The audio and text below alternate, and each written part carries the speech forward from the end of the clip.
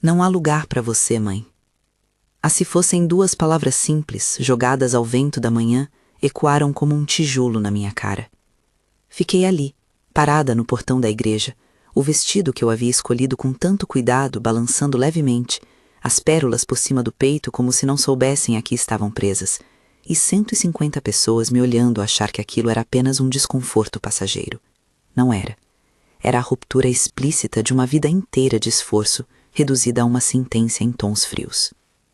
O vento cheirava a vela, a sabonete de lavabo da sacristia e a grãos de café recém-moídos que alguém trouxe escondido na bolsa para ficar desperto. O órgão começou a tocar, uma nota longa e triste, e eu senti a textura daquela música dentro do corpo, como se me empurrasse para dentro da igreja mesmo quando a porta permanecia fechada na minha frente. Olhei para meu neto, Santi, pequenino no colo do pai, olhos curiosos, mãozinha fechada num gesto que me recordou das primeiras noites sem dormir quando ele nasceu. E tudo o resto se partiu. Orgulho, vergonha, surpresa e uma raiva serena que eu não esperava sentir naquela manhã de batizado. Lembro do vestido. Não era novo. Comprei-o ontem, numa tarde de fim de mercado, junto à Rua do Comércio, entre os balcões de flores e peças que já tinham ouvido muitas histórias. Queria estar bonita. Roberto sempre dizia que eu tinha uma dignidade no jeito de escolher roupa, como se vestisse um escudo. Ele já não estava mais para ver a cerimônia. Levei o colar que foi presente do nosso casamento, pérolas levemente amareladas pelo tempo, e pensei em como o mundo dá voltas, como a gente acha que o tempo amolece tudo, e de repente descobre que ele endurece certas coisas. Na porta, Helena não me olhou nos olhos. Havia algo de mecânico no gesto dela, como se uma voz alheia a tivesse conduzido até ali. Marcos estava ao lado, o sorriso controlado que eu já conhecia, aquele tipo de sorriso que mede ganhos e perdas antes de decidir. Quando ela falou a frase, não foi com fúria, foi com precisão de quem quer fechar um capítulo para sempre. Não há lugar para você, mãe. E pronto. A fila de convidados se transformou numa plateia. As mães abraçaram crianças como se protegessem segredos. Alguns olhares evitaram o meu. Outros, talvez por curiosidade mórbida, demoraram demais. Naquele segundo escutei pouco do que se passou depois. A música do órgão virou ruído de fundo, palavras embaralhadas, murmúrios. Minha pele formigou, e eu percebi duas coisas. Primeiro, que a vergonha é um animal que você pode abrigar ou expulsar. Segundo, que a velha Carmen dentro de mim não sabia viver de joelhos. Eu já tinha atravessado ventos piores. Já havia ficado acordada noites inteiras pensando em pagar fornecedores, em controlar estoque, em trocar fornadas quando um fermento não vinha bom. Já tinha varrido a madrugada para abrir a padaria, e com as mãos ainda cheias de farinha, segurado uma bebê que chorava no frio. Não ia permitir que um ato teatral me expulsasse de algo que era mais do que um banco numa igreja. Era a memória da minha família, do meu homem que me ensinou a amassar pão e a construir um negócio passo a passo. Houve um momento, ali na escadaria, em que pensei em voltar para casa e fingir que não tinha acontecido nada. Pensei em me sentar na cozinha, pegar a panela de pressão e deixar o vapor levar o calor do constrangimento. Mas algumas humilhações não se curam com silêncio, elas se agravam, e eu não sabia ser silêncio quando não havia justiça. Se essa história está tocando você, fica comigo até o final. Vou te contar tudo, o que me levaram a aprender a impor limites aos 68 anos, como minha rede de amigas me sustentou e por que precisei blindar meu lar antes que eles o tomassem de vez. Voltei para casa naquele vestido, ainda com os botões imaginários do orgulho apertando. As ruas pareciam as mesmas, vendedores chamando, um cachorro latindo, o cheiro de pão saindo das padarias da esquina, mas minha cabeça fervilhava. Eu repensei cada gesto, cada convite que tinha feito, cada conta que havia assinado e deixado para as mãos de quem eu achava que amava a família. A vida toda eu havia acreditado em ensinar pelo exemplo, agora precisava ensinar pelo limite. Quando cheguei à padaria, o odor familiar de massa assando me deu um golpe de ternura. As prateleiras brilhavam, a cozinha tinha o som cadenciado de facas e panelas, e ali, no meio de tudo, estava a razão de ter me levantado tão cedo por tantos anos. A padaria não era só dinheiro, era memória, era o pão de cada domingo, a cadeira que eu empurrava para a janela quando queríamos sentir o sol, o nome da cidade escrito no letreiro em tinta descascada que eu insistia em repintar a cada primavera. Se eu ia perder isso, perderia mais do que contas, perderia o meu lugar no mundo que eu havia ajudado a construir. Helena cresceu ali, entre fornadas e tarefas. Lembro da menina que enrolava massas com um cuidado que parecia prece. Lembro também dos anos de adolescente, quando apertou menos as mãos, quando os olhos começaram a medir mais do que demos. O problema começou pequeno, como toda traição se instala. Fichas perdidas aqui, um cartão deixado aberto ali, pequenos saques que a gente justificava com desculpas de emergência. Eu acreditava na palavra dela, na história pronta de "Mãe, eu resolvo depois", enquanto a conta no banco, como uma planta, crescia, e só depois vi que suas raízes haviam se espalhado por toda a casa. Marcos entrou na nossa vida com um jeito de corretor, apareceu com propostas, cifras e promessas. No começo eu vi nele alguém que dava as ordens que Helena queria ouvir, segurança, visão, um plano. Mas segurar o mapa do meu próprio legado nas mãos de um estranho é sempre um risco. Ele foi tirando funções como quem tira tampas. Primeiro o acesso às senhas dos fornecedores, depois o controle de alguns cheques, até chegar a controlar as linhas de comodato que eu mantinha com alguns equipamentos da padaria e a chave do cofre. A confiança que eu dei virou algo que eu precisava resgatar. Não quero dizer que tudo foi cinza. Houve jantares, um sorriso here and there, o menino Santi rindo quando eu fazia carinhas com o pãozinho. Mas a sensação constante ao longo dos anos era de perder o comando de dentro de casa. E quando você perde o comando financeiro, perde também a capacidade de impor limites quando necessário. Os pequenos privilégios viram rotina e depois obrigação. E quando uma obrigação se torna expectativa, o conflito está pronto. Naquela tarde, depois do batizado, sentei com Mendes no escritório dele. Eu já o conhecia, contador antigo, de risos fáceis e olhos atentos, que sabia ler um extrato como quem lê um sino tocando. Sabia onde as contagens dobravam e onde havia vazamentos. Pedi para ele fazer uma varredura discreta. Não fui abrupta nas palavras, nunca fui, mas deixei claro que precisava de informação e proteção. Ele ouviu com aquela paciência de quem já viu famílias desmoronarem por trocas de apartamento e contratos mal feitos. "Tem coisa que se corrige com um notário, dona Carmen", disse ele, mexendo nos papéis. "Tem coisa que se corrige com a cabeça dura de alguns", e sorriu por baixo do bigode. E foi assim que começou a minha lista de medidas, não por vingança, mas por necessidade de preservar o que era meu. O café que eu tirava às 6, a padaria com o letreiro descascado, o pão com o formato que ninguém copiaria. Primeiro, bloquear cartões rotineiros e cheques em trânsito. Não dei ordens complicadas, apenas dei ordem com a autoridade que vinha de ter assinado cada contrato afinal. Segundo, revisar contratos de comodato. Eu havia cedido algumas máquinas para pessoas da confiança e, ao longo do tempo, alguns acordos foram sendo manipulados. Não era hora de discutir, era hora de recolocar cada coisa em seu lugar. Fiz também algo que talvez assuste muitos. Marquei uma avaliação com um psiquiatra confiável, o Dr. Arango. Não porque eu precisava provar que estava bem, eu sabia que estava, mas porque os documentos, quando chegam sorrateiramente a jogar uma palavra como incapacidade na roda da conversa, precisam de respostas. Ter um laudo que confirmasse minha lucidez e autonomia seria como um guarda-chuva na tempestade. Não foi teatralidade, foi prevenção. E prevenção, em uma casa onde as decisões começaram a passar por terceiros, é um ato de sobrevivência. Enquanto eu alinhava esses passos, reuni minhas amigas, as que eu chamei de leonas, por aquele espírito de defesa mansa e afiado. Teresa, Matilde e Sofia apareceram como sempre, com café, braços fortes e uma capacidade de transformar plano em ação. Elas não eram juristas nem vilãs. Eram mulheres que tinham construído empresas do zero, que conheciam a língua dos contratos e, principalmente, que sabiam manter calor humano quando a vida exigia firmeza. Não vamos bater, Vamos mostrar que você tem lugar, disse Teresa, pegando minha mão. Matilde organizou contatos de advogadas. Sofia cuidou do apoio logístico para que, caso eu decidisse confrontar, não ficasse só. Havia ali uma rede de possibilidades que me dava uma sensação diferenciada. Eu podia agir e não apenas reagir.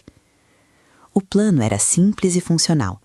Cortar os recursos que eu podia cortar sem recurso técnico de quem não tinha autoridade legal.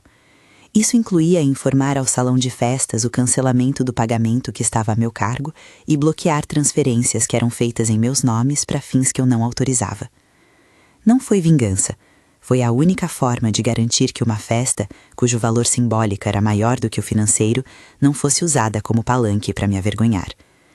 E quando o salão recebeu a mensagem de que o depósito havia sido cancelado, algo que eu tinha todo o direito de fazer, houve confusão e murmúrios. O banquete, que já estava em andamento, emperrou. Garçons foram chamados. Fornecedores perguntaram por que o depósito não constava. Para alguns convidados foi ridículo. Para outros, a primeira pista de que as coisas internas daquela família não eram tão impecáveis quanto as fotos dos anúncios. No meio desse ímpeto prático, aprendi a ter frases curtas e objetivas na boca. Está cancelado. Não autorizo. Retire os cheques. Foi a linguagem das pessoas que não têm tempo para dramatizações e precisam proteger seu patrimônio. E com cada medida, escutei o crescente som do teatro desabando em cena pública. Notícias de vizinhos, cochichos de parentes, uma senhora que passou por mim no mercado e derrubou as compras como um gesto de choque. Algumas pessoas perguntam se me senti ruim aplicando essas medidas. Claro que senti. Onde há amor, há culpa. Onde há história, há cicatrizes. Mas há também uma outra voz dentro de mim que dizia que amor sem limites vira violência. Se eu amava a Helena, eu precisava colocá-la diante de consequências. E nem sempre consequência é sinônimo de rompimento. Às vezes é professor. Eles reagiram previsivelmente. Primeiro a negação, depois a tentativa de reverter pela manipulação emocional. Marcos veio com palavras brandas pela primeira vez, tentando me convencer de que havia uma confusão, de que a cerimônia poderia ser remarcada, que tudo aquilo era um mal-entendido social. Havia uma suavidade nas frases que escondiam um cálculo. Enquanto eu perdesse energia explicando, eles ganhariam tempo para reorganizar as contas. Não aceitei o jogo. Cheguei a casa, mudei algumas senhas, troquei fechaduras de armários que guardavam documentos essenciais e reorganizei o cofre com a ajuda de Mendes. Não por capricho, mas porque quando a autoridade de um patrimônio está diluída, papéis soltos viram presa fácil. E havia também uma coisa prática. Havia cheques em circulação assinados em meu nome que eu não havia autorizado. Eu os sustei. Não entrei em detalhamentos técnicos com quem não precisava saber. Dei apenas ordens firmes e pedi que fossem cumpridas. A reação veio em ondas. Primeiro a surpresa do salão. Em seguida, boatos. Depois foi a vida correndo como se alguém tivesse desligado e ligado o gerador. Demandas, visitas na padaria de conhecidos curiosos, um jornalista do bairro querendo ouvir um lado e outro, e algumas mensagens que misturam piedade com acusação. Ela foi expulsa? Perguntavam. O que aconteceu entre mãe e filha? Eu preferi não responder em rede. Respostas se dão no campo do efetivo, não das fofocas. Marcos tentou forçar portas administrativas, dizer que eu era emocionalmente instável, que precisava de cuidados. Aqui está um ponto que preciso registrar com cuidado. Existe um limite entre checar a capacidade de agir de alguém e manipular documentos para arrancar direitos.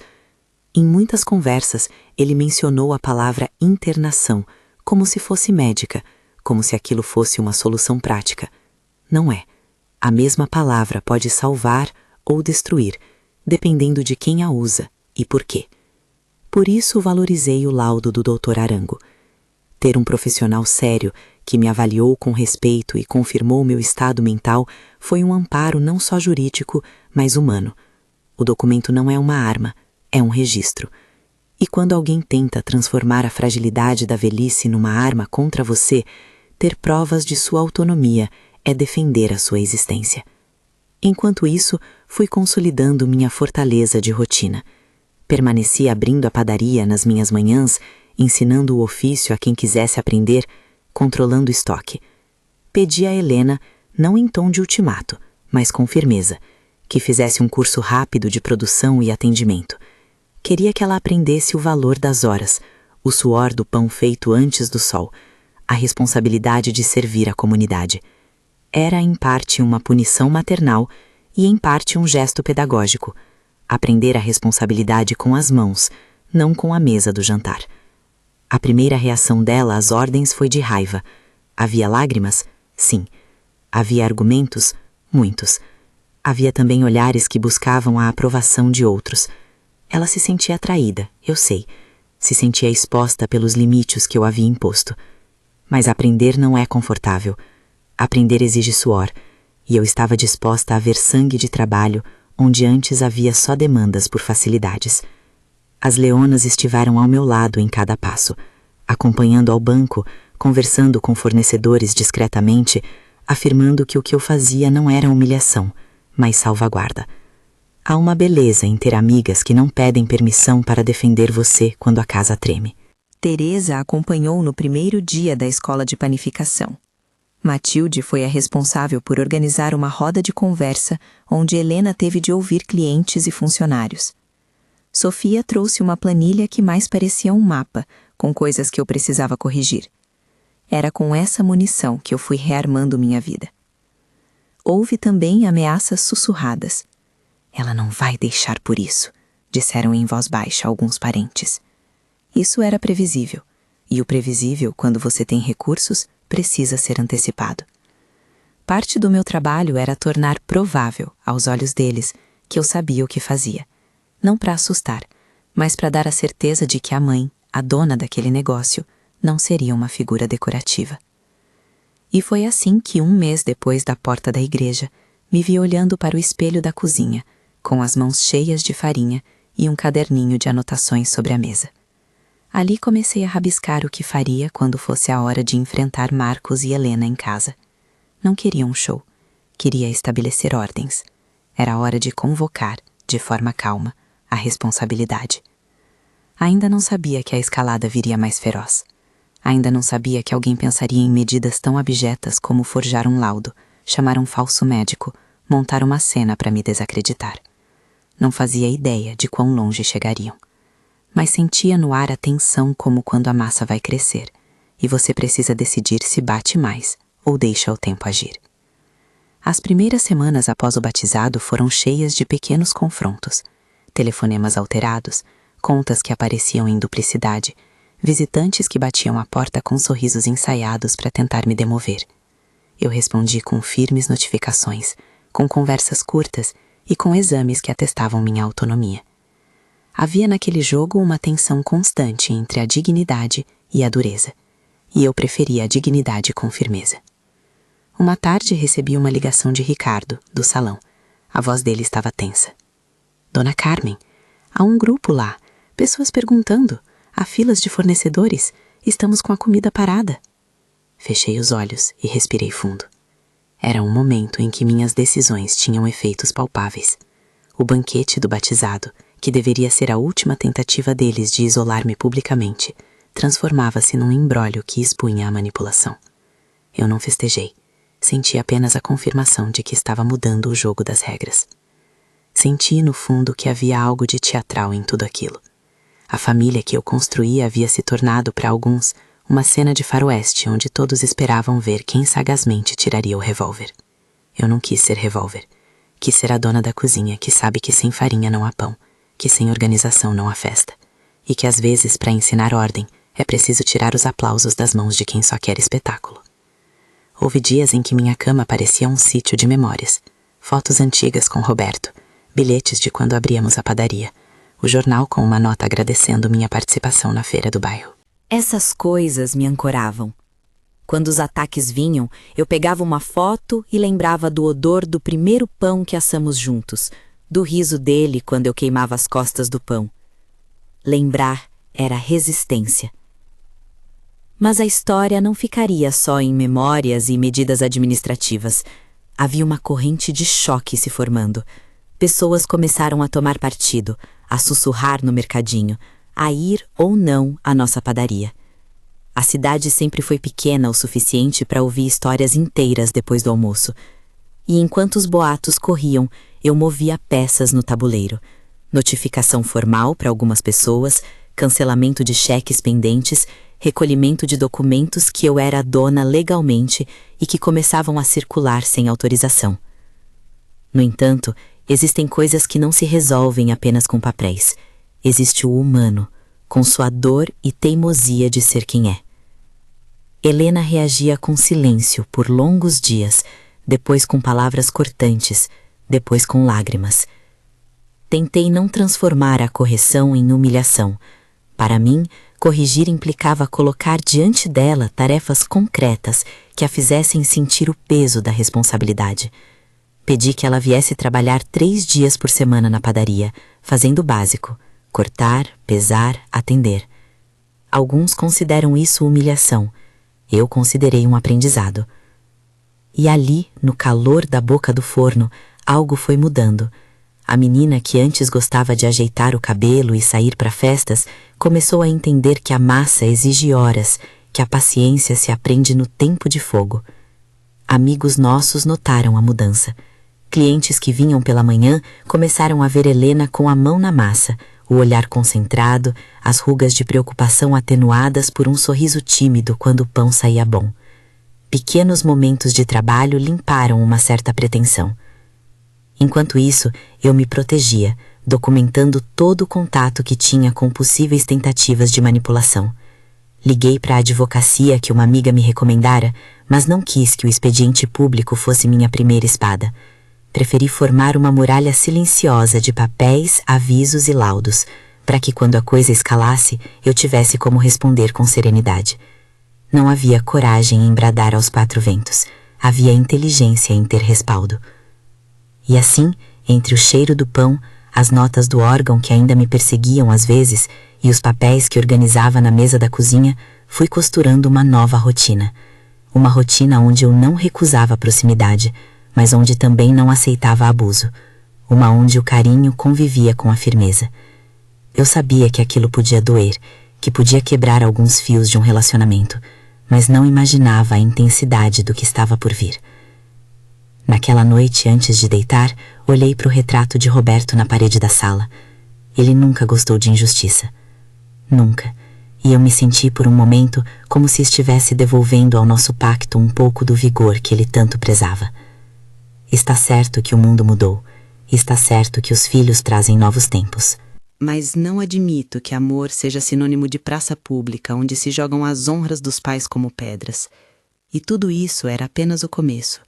A própria casa parecia observar, portas que provavam que agora existia um fluxo diferente de pessoas passando por ela, caixas de papéis com coisas guardadas, o barulho da máquina de escrever antiga que eu usei por anos para anotar compras.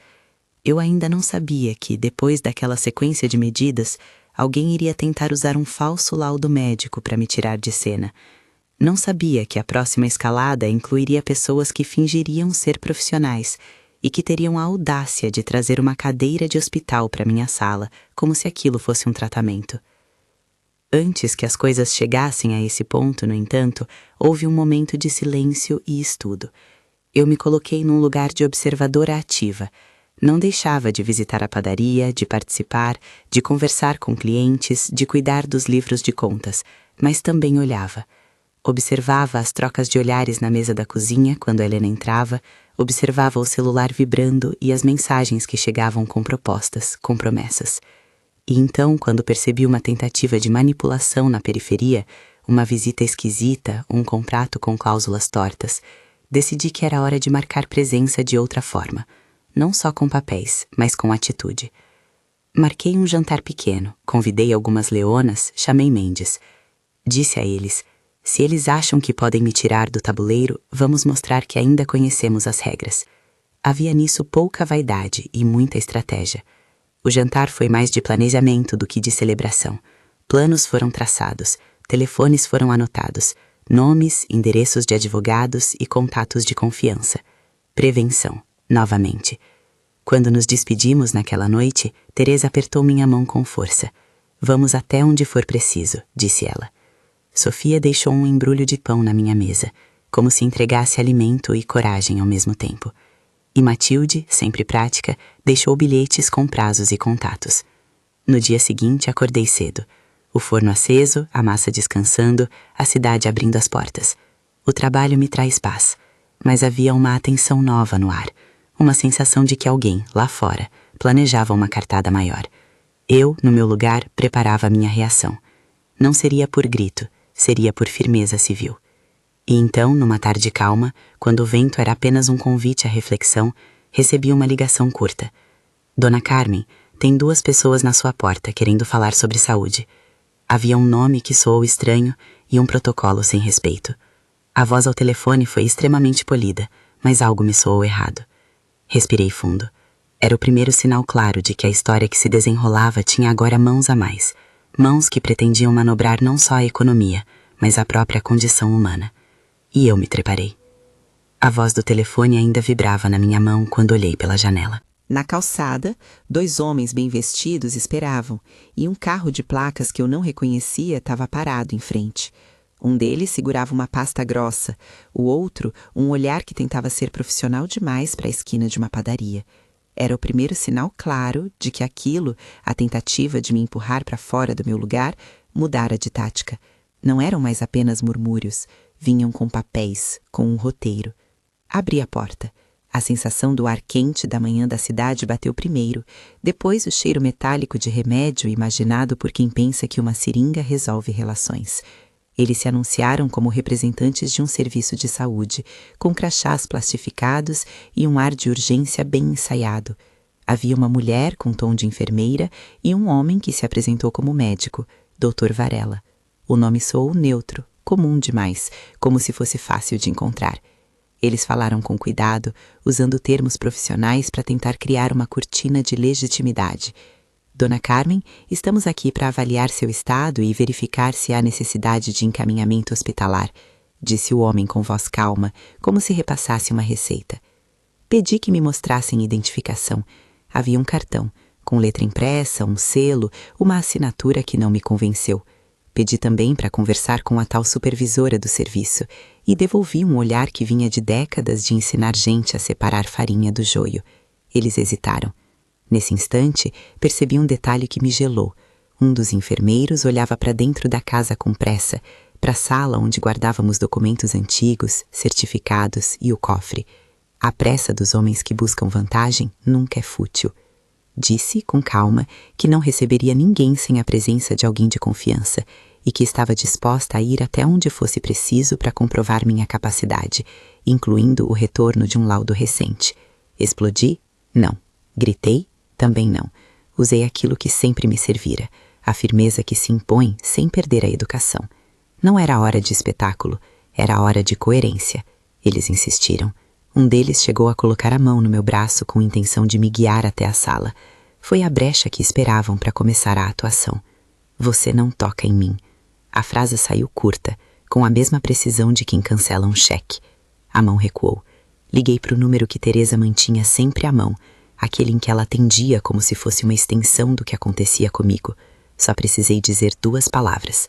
Eles chegaram. Não precisei explicar mais nada. Enquanto falava, peguei meu celular com a outra mão e comecei a gravar. Poderia ter esquecido de ligar a câmera num momento assim, mas acabou sendo natural. Entre a padaria, os papéis e as fotos, tinha aprendido a registrar. Registro e não é vingança, é proteção. Os homens tentaram disfarçar quando perceberam que eu os filmava. Foram para o meu lado, com sorrisos gastos, enrolando vozes mansas, e ofereceram sedativos. Disseram que eu ficaria mais tranquila. Foi a ousadia revelando o plano, trazer sedação como justificativa para um transporte forçado. Nesse ato de fingir cuidado, houve algo que me repeliu mais do que o gesto físico, a intenção de apagar minha voz. O que eles queriam era que eu não pudesse relatar depois. A coragem deles era feita de cálculo frio, apresentar um quadro e, ao mesmo tempo, ter alguém que assinasse por você. Não era só controle de bens, era tentativa de controle sobre minha própria narrativa de vida. Enquanto a gravação rodava, os passos na rua se multiplicaram. Vi pela esquina uma figura conhecida, Ricardo, o gerente do salão, que olhou para a cena e entendeu. Ele não perguntou. Veio até a porta, juntou as mãos e falou alto o suficiente para que os rapazes soubessem que tinham testemunhas. Dona Carmen, essas pessoas têm registro? Mostrem documento. Não se pode levar alguém assim. Foi uma intervenção simples, direta, que mudou o ar do cenário. A presença de um terceiro que não me pertencia tornava a operação deles menos limpa. Foi então que Marcos surgiu na esquina, com uma expressão que tentava disfarçar urgência afetiva. Ele se colocou entre os homens e eu, usando a emoção como um escudo. Mãe, é para seu bem, disse ele, com uma falsidade que eu já tinha aprendido a reconhecer. Seus olhos, porém, traíram um medo real. Na pausa entre a pessoa apontando para a pasta e o homem dizendo que teria de acompanhá-los, vi que haviam escrito algo que não combinava com meu nome em alguns papéis. Marcos tomou a pasta e tentou fazer um gesto de autoridade, como se fosse o representante da família que poderia decidir por mim. Não seria. Teresa chegou naquele momento, com Matilde e Sofia atrás, e uma presença que tem mais força do que se imagina quando mulheres se juntam em defesa. Teresa interrompeu com uma frase curta. Mostrem seus documentos de novo, e vamos à delegacia se for preciso. Os homens mudaram de tom. A segurança do grupo feminino foi como chuva em areia fina, dissipou a esperança deles de executar o plano sem testemunhas. O tal médico mostrou um laudo com carimbo, mas havia algo de inacreditável na forma como o carimbo brilhava. Era novo demais. Teresa, que tinha o hábito de anotar nomes, sussurrou para mim: "Vou fotografar isto." Fotografou e ao mesmo tempo ligou para o número da clínica que constava no papel. O número era real, mas a resposta da outra ponta do telefone foi como uma bofetada. Não existia nenhum agendamento para aquela equipe. O laudo era uma montagem. Eles haviam preparado uma cortina de fumaça com papelarias bem impressas. A tentativa desmoronou ali. Sentindo que a armadilha estava sendo desvelada, um dos homens tentou acelerar, pegou minha senhora da sala, uma cadeira de rodas portátil, e sugeriu com o tom de quem negocia algo menor: "Dona Carmen, vamos levar só para uma avaliação e já voltamos." Eu olhei para Santi, que estava na rua, curioso com a agitação. Pensei no que aquilo significaria para ele, que a avó sumira de repente, sem explicação, sem nenhum telefonema. Não permiti. Chamei a polícia. Não fiz drama, apenas disse o necessário. Tem gente na minha casa que tenta me levar para um hospital com laudo suspeito. Coloquei o telefone entre o queixo e o ombro, enquanto mantinha o registro da câmera apontada. As leonas ficaram do meu lado, muitos vizinhos saíram, e Ricardo chamou o sargento que sempre respondeu às ocorrências do bairro. Ele chegou com passos firmes e uma tranquilidade que só quem conhece o ofício tem. Pediu as identificações. Foi simples. Os homens apresentaram documentos falsos, e o sargento, com a destreza de quem já vira muitos rostos em blefe, os conduziu à delegacia para verificação. Houve empurra-empurra verbal. Marcos tentou uma última cartada de paternalismo teatral. "É pela sua saúde, mãe", exclamou.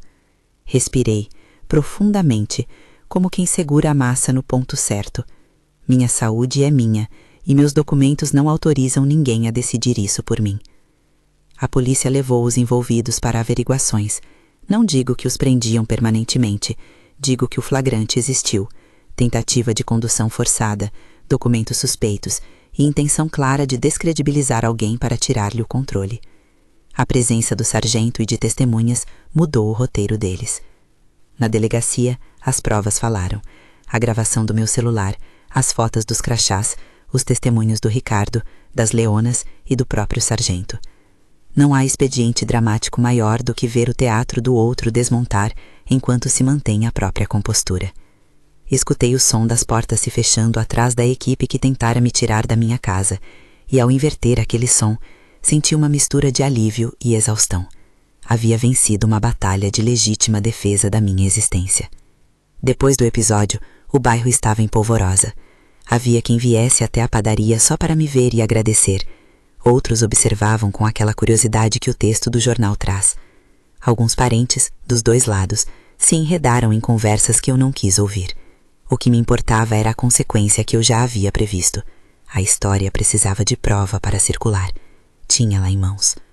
O resto do dia foi de poda, telefone para a advogada, entrega do laudo do Dr. Arango, registro de ocorrência com anexos e várias xícaras de café enquanto conversava com as leonas. É incrível como uma xícara de café pode parecer oração quando a alma está cansada. Você bebe não por sabor, mas para aquecer um pouco o coração. Matilde apareceu com uma lista de medidas que precisaríamos insistir: notificação formal a bancos, recolhimento de cheques não autorizados, registro do laudo psiquiátrico em cartório. Não expliquei minuciosamente os termos técnicos, explicava o objetivo: criar uma frente de proteção que tornasse impossível, da próxima vez, que alguém apenas dissesse, vamos levá-la, sem que houvesse resistência organizada. Marcos, por sua vez, entrou em óbvio silêncio. Não se tratava de remorso, era de estratégia. Ele ficou alguns dias em casa, olhando para os cantos como se examinasse onde poderia ter mal calculado. Helena apareceu menos, e quando apareceu, seu rosto era uma mistura complicada de vergonha, cansaço e confusão. Não encontrei nela uma vilã absoluta. Vi uma mulher que possuía a própria sombra. Parte da reação dela vinha do que sentia por ter sido pega em flagrante ao lado do marido. Parte vinha do orgulho ferido. Eu sabia que, para a reconstrução, não bastaria só a força da lei. Precisávamos de trabalho prático. Foi aí que a panificadora virou escola. Não uma escola para exibir castigo, mas para ensinar a responsabilidade que as mãos guardam. Convidar Helena para trabalhar não foi retaliação, foi proposta. Ela aceitou e no início, quase como quem cumpre uma pena, veio às 5 da manhã e ficou de frente para a mesa. Cortou, pesou, quebrou ovos. Tudo em silêncio. Havia no começo clientes que cochichavam, alguns amigos antigos olhavam com pena ou expectativa. Eu perdoava a decisão de cochichar, não perdoava a ideia de não ensinar. Dom Pepe, que na cidade era visto como um mestre da panificação, uma figura de barba rala e mãos calejadas, deixou clara uma verdade quando viu Helena pela primeira vez de avental. Se queres pão, aprende a ouvir o forno. Quem não quer sujar a mão, não merece o cheiro da massa. Ele se tornou o treinador prático, seco, com um humor que mais parecia uma ponta de farinha no rosto. Helena começou a reaprender rotinas, medir líquido, observar o ponto da massa, acertar o tempo de forno. Algumas vezes queimou fornadas, em outras recebeu elogios tímidos de clientes que afirmavam que o pão estava diferente, no bom sentido. Pequenas vitórias. A vida de quem trabalha assim é feita de pequenos acertos que vão tirando a casca dura do orgulho. Enquanto isso, segui com os papéis. Alterei senhas, revoguei autorizações, levei documentos ao notário para reforçar a cadeia de propriedade. Não com sede de controle, mas com vontade de garantir que minha vida tivesse as proteções que a era digital e as relações modernas exigem. Mendes estava ao meu lado nesses dias. Ele sabia como eu gostava de papel bem guardado e registros claros. A tranquilidade que veio depois não foi imediata, foi construída com calma. O processo policial e o encaminhamento das averiguações sobre o falso médico tomaram seu curso. Não gosto de anunciar vitórias que ainda não existem no papel da lei. Prefiro contar o que vi. Varela foi levado para a averiguação.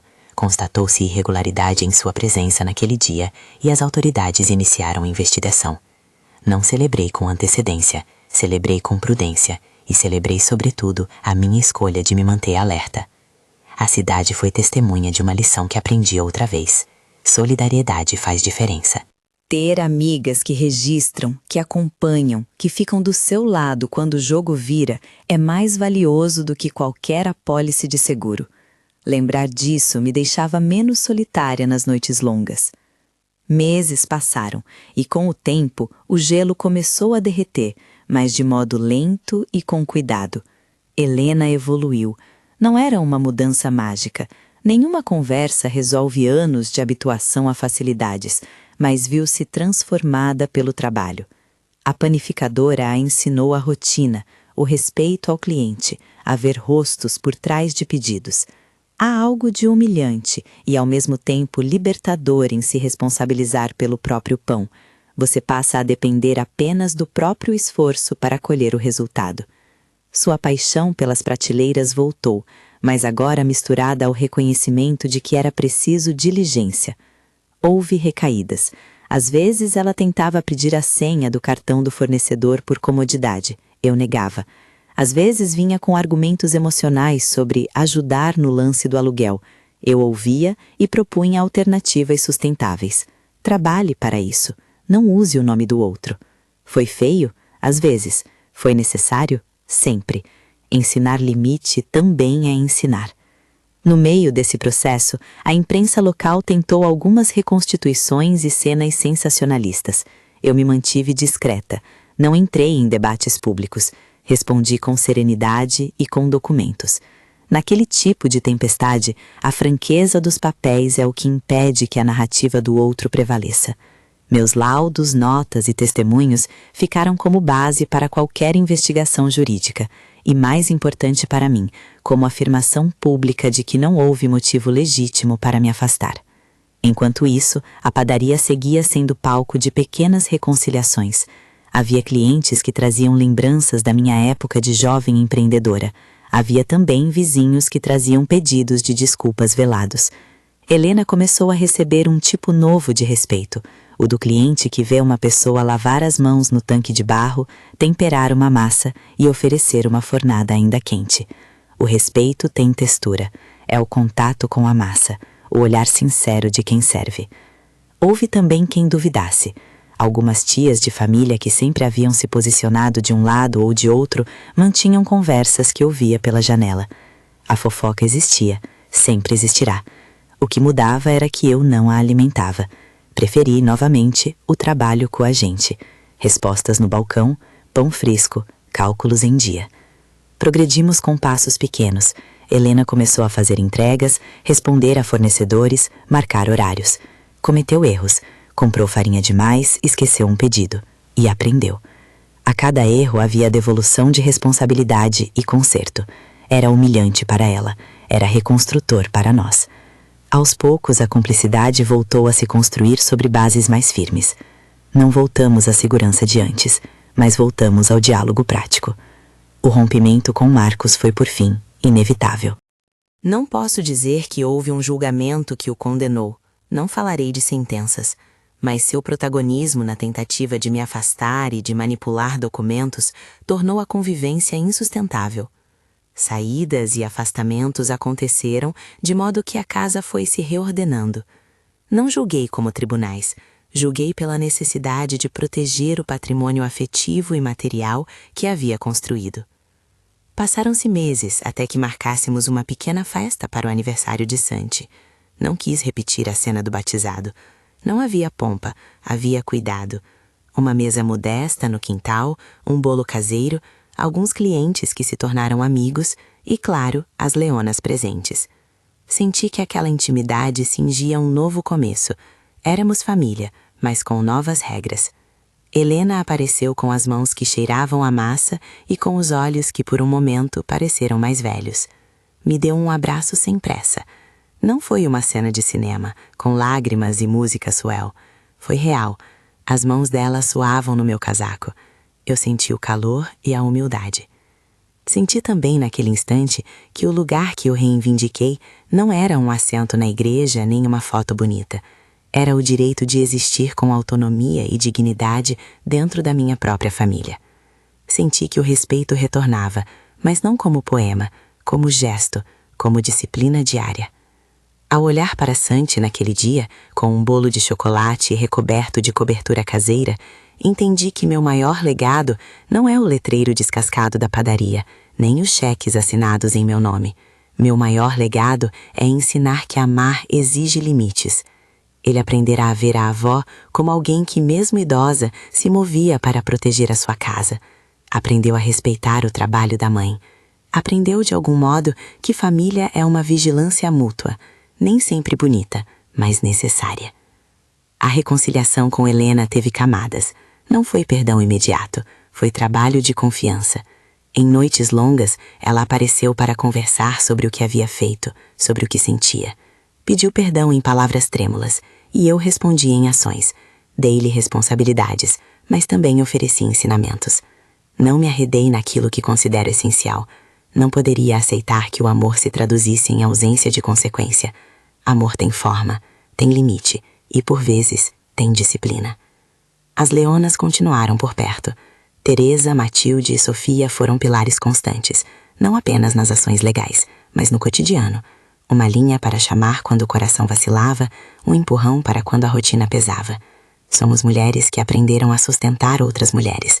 Não porque somos salvadoras, mas porque já passamos por tempestades e sabemos que sozinha a maré engole. Houve ainda repercussões práticas. Alguns fornecedores renegociaram contratos, bancos ajustaram suas linhas. Não porque eu tenha gritado, mas porque mostrei que tinha respaldo. A proteção legal e os documentos existiam como escudo, e a cidade percebeu que não se trata apenas de um drama privado, mas de segurança no trato entre pessoas. Aprendi que, em tempos onde a burocracia e a traição se misturam, organização é resistência. Tempos depois, sentei numa tarde com o retrato de Roberto à minha frente e escrevi algumas coisas que queria que Helena soubesse no futuro. Que ela podia gerir se quisesse, que a vida era dura, mas também dava pão, que erro era pedagógico enquanto houvesse coragem para consertar. Não escrevi por vaidade, escrevi para que a memória da minha postura não se reduzisse a boatos. Deixei em papéis a minha vontade, os nomes que eu confiava para cuidar da padaria caso eu não pudesse. Reforcei testamentos, ajustei cláusulas de comodato, coloquei em ordem o que era meu e dei aquilo que podia ser oferecido com confiança. As cicatrizes não sumiram. Às vezes, ao abrir a porta da igreja e olhar a escadaria, lembro do dia em que fui barrada. Ainda dói. Mas a dor ganhou outra cor, deixou de ser vergonha pura para virar lembrança de transformação. Hoje posso contar essa história sem sentir que fui diminuída. Posso falar dela para ajudar outras mulheres que muitas vezes não têm a quem recorrer. Sei que o que me manteve de pé não foi a dureza sozinho, mas a capacidade de pedir ajuda e aceitar companhia. A padaria segue como um pequeno império de paciência. As fornadas continuam, a massa cresce, as mãos se sujam. Helena faz parte disso agora por escolha e por trabalho. Sante corredor entre as mesas, às vezes tentando esconder um pedaço de pão, é a prova de que o presente pode reconstruir feridas. Não prometi a ele um mundo sem conflitos. Prometi que a casa teria regras e que nele existiria respeito. Quando penso nos dias de antes, sei que muita coisa poderia ter sido evitada, talvez com mais diálogo, talvez com menos confiança cega, mas não me envergonho de ter lutado para proteger o que é meu. Dignidade não se pede, exige-se. Não é um castigo para quem erra, é uma orientação para quem ama. Ensinar limites não é negar amor, é preservar o amor para que exista. Aquelas pérolas que usei no dia do batizado ficaram guardadas numa caixinha por muito tempo. Hoje, às vezes, as coloco no pescoço quando tenho compromissos importantes. Não por vaidade, mas como um lembrete. Tudo o que você constrói carrega a história e merece ser defendido. Elas já não brilham como no começo, mas têm o brilho de quem resistiu. A cidade nos observou e aprendeu. Houve pessoas que mudaram de atitude, outras mantiveram suas reservas. O que importa é que eu acordei com a tranquilidade de quem fez o necessário para que, se alguém tentasse de novo, soubesse que encontraríamos uma rede pronta. A proteção não anula o perdão, apenas o torna consciente. Se você, que escuta a minha história, já passou por humilhação ou por quem tentou tirar seu lugar, saiba, não precisa se calar. Procure apoio, documente, convide testemunhas, mas acima de tudo, confie na sua dignidade. Não é vingança, é defesa. E amar com limites pode ser a forma mais generosa de ensinar aos filhos e aos netos o que vale a pena. Fecho essa lembrança com uma imagem que me acolhe. Senti correndo descalço pela cozinha, rindo do barulho da massa ao ser batida, Helena alcançando um pão ainda quente para provar e me oferecendo um pedaço com um sorriso tímido. A cena não apaga o passado, mas o transforma em motivo para seguir. Eu voltei para casa, do jeito que o título desta história diz, e não apenas para um cômodo ou para uma cerimônia. Eu voltei para o meu lugar na família, naquela padaria, naquela vida que eu mesma ajudei a construir. Voltei com a firmeza que aprendi a administrar, com os papéis em ordem e com o coração disposto a reconstruir. Se essa história te tocou, se você já sofreu uma humilhação parecida ou conhece alguém na mesma situação, escreva nos comentários. Sua experiência pode ajudar outra pessoa. Inscreva-se no canal para ouvir mais relatos de coragem e lições reais sobre limites, dignidade e família. E se puder, compartilhe este vídeo com alguém que precisa ouvir que idade não é sentença, é força.